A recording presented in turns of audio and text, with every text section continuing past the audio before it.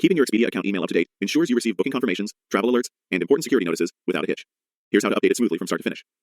First, open your preferred web browser and go to the official Expedia website. You can do this on desktop or mobile, and the steps are very similar. Make sure you're on the legitimate site before you proceed, so your account details stay secure. Next, sign into your account. Use your usual login details, and follow any on-screen prompts. If Expedia asks for an extra verification, that's a standard security measure to protect your profile. Once you're signed in, locate your profile or account icon, typically found at the top right of the page. It might display your initials or a generic user icon. Click it to open your account menu.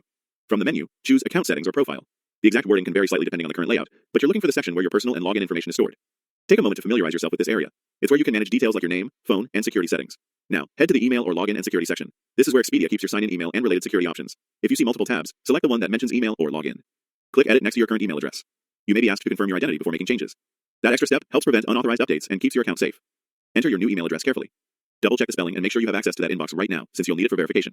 Also, avoid using an address that's already linked to another Expedia account. Save your changes by clicking the Save or Update button.